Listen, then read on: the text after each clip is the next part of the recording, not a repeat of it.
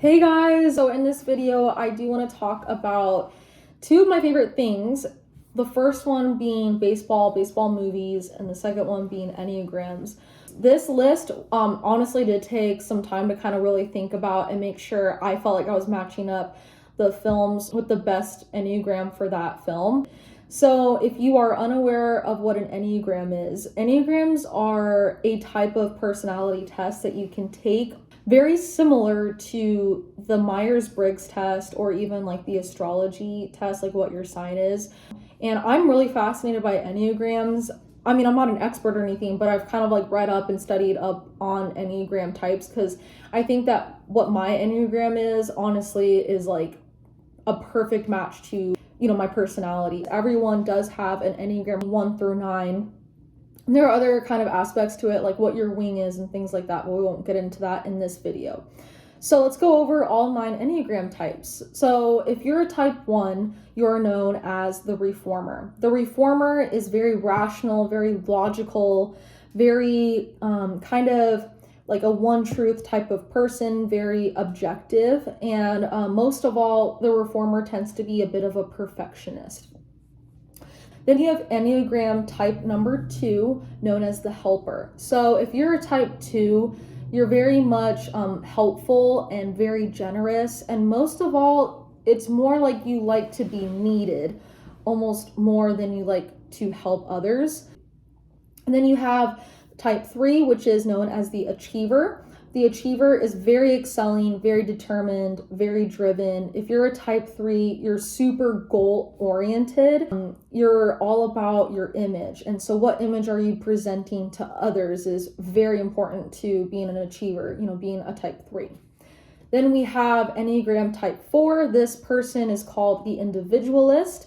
And if you're an individualist, if you're a type 4, you're very expressive, very creative, very romantic in terms of, the fine arts. So you're, very creative and expressive and definitely very withdrawn. So the type 4 tends to be very inward. And so there are a lot of artists out there who are almost always going to be a type 4. And then we have the type 5, which is the investigator. The investigator, so if you're type 5, you're very cerebral. So definitely the most analytical of all of the enneagrams. Very innovative, very theoretical. So type 5s will tend to kind of invent or be known for having specific theories and kind of changing something, usually for good, but they'll have kind of new ideas to bring to the table. And so they're very analytical, again, very cerebral. Then you have the type 6, which is called the loyalist. So if you're a type 6, you're extremely engaging, very committed, very loyal, so very faithful, and not just to people, but to things and passions and interests and things like that, following through. They tend to be very anxious. The type 7, which is the enthusiast. If you're type 7, you're known for being very spontaneous, very scattered, usually pretty funny, and somehow always like the life of the party and being there for just about anyone who needs you. A type 7 is very much an extrovert, so very social, very outgoing, very friendly, just again, very spontaneous. Then you have the last 2 here. So we're gonna go with the type 8. This person is called the challenger.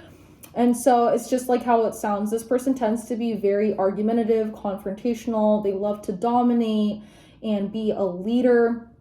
This doesn't always have to be a bad thing, but again, they always like to debate. And then you have the last one of the enneagrams. This is the type 9, known as the peacemaker or the peacekeeper. So when you think of a type 9, the peacemaker, you're very reassuring, very easygoing, very chill, extremely calm, just low-key. When I think of a type 9, I almost think of like a kind of a surfer dude, that stereotype of just being very peaceful. Okay, so those are all the enneagrams. I hope I explained them pretty well. And now we are going to match each enneagram with a baseball film. So I think in another video I did go over all the baseball films that at least I've seen or thought that were worth talking about. And now I'm going to go ahead and match how I would categorize, each enneagram to a specific baseball film.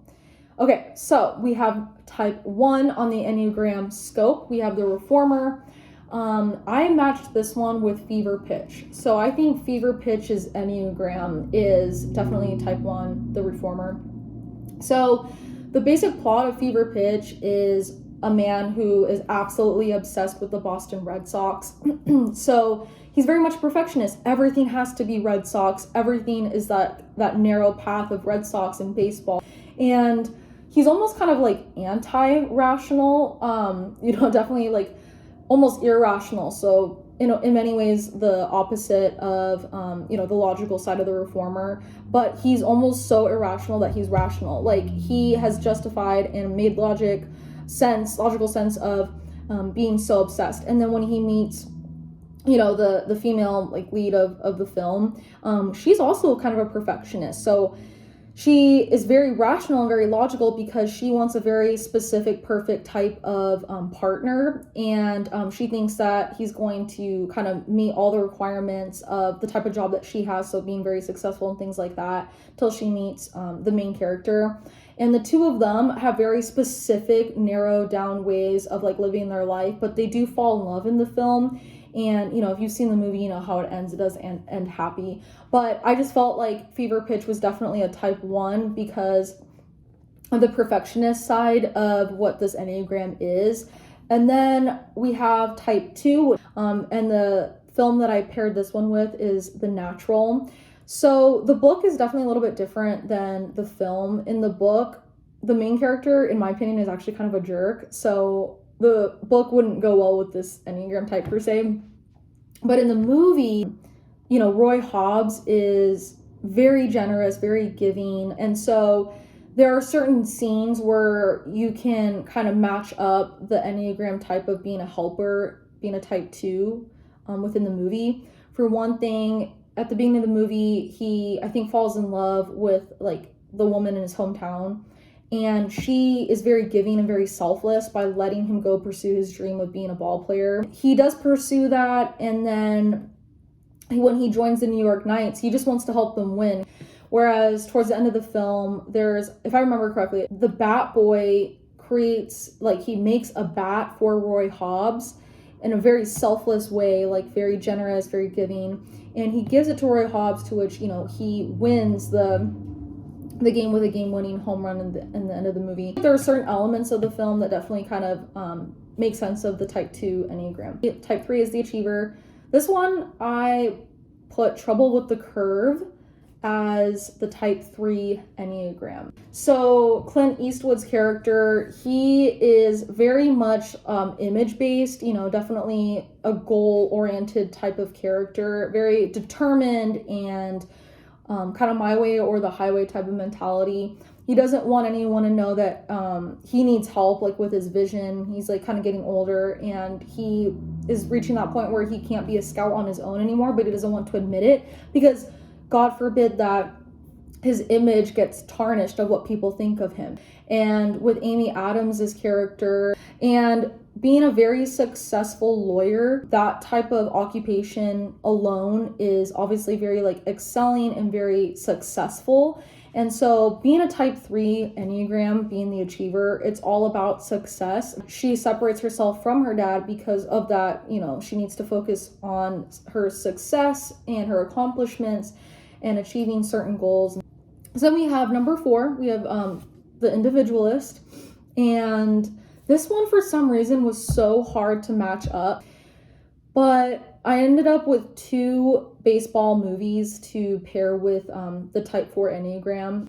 So this one was tough because the 2 films I chose, one was For the Love of the Game. I personally think that For the Love of the Game is a bit outdated.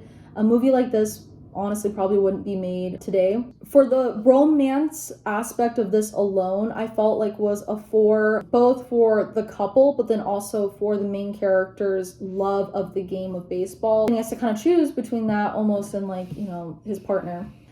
So that one, the romantic side, the idealistic side, I kind of wanted to pair with a 4. There's the film that came out in 2016 called Everybody Wants Some, and is actually the same director as Dazed and Confused.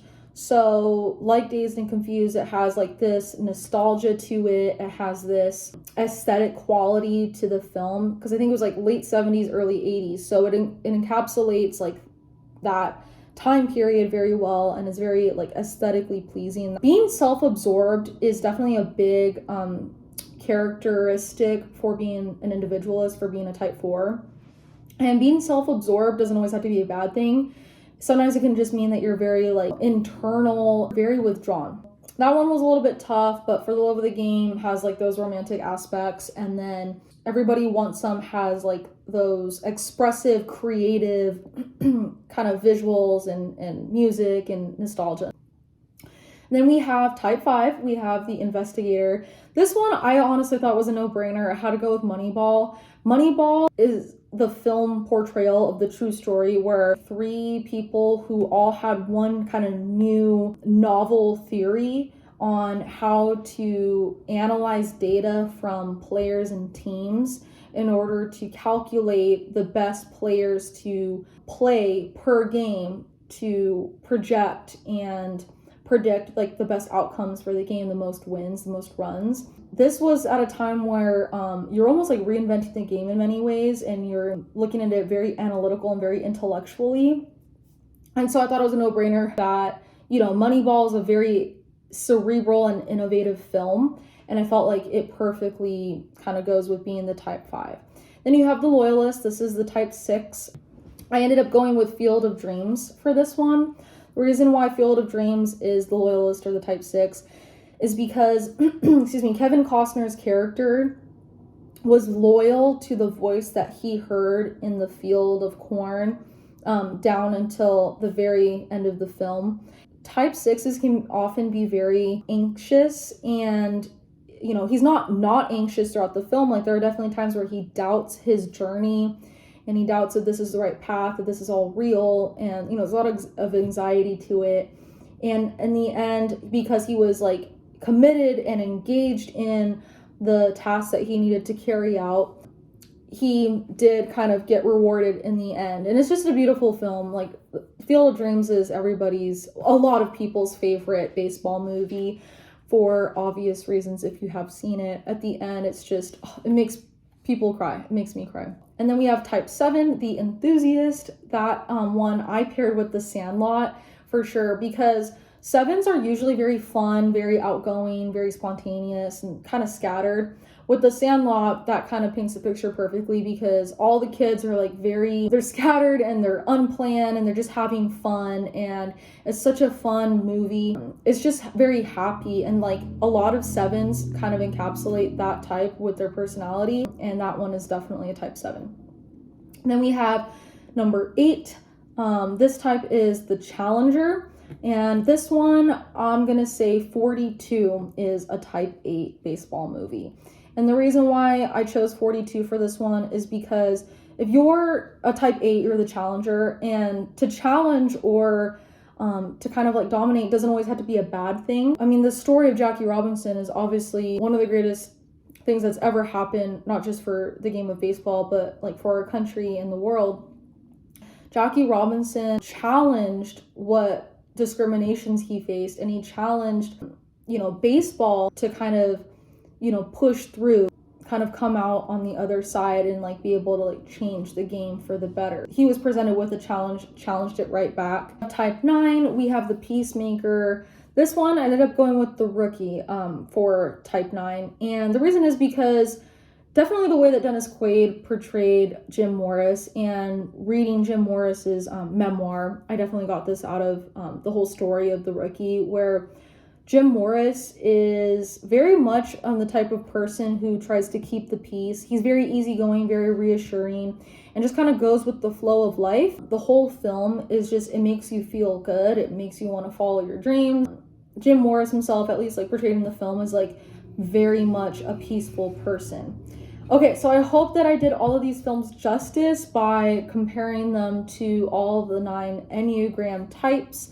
Again, I'm not an expert on Enneagrams. I'm not an expert on film per se or anything like that, but I thought it'd be fun to make this video to compare all of the baseball films with all of the 9 Enneagram types. If you disagree with any of the films that I put for any of these enneagrams, comment below what your opinions are. How would you pair each of the enneagrams with baseball movies? I'll see you in the next video. Thanks for watching.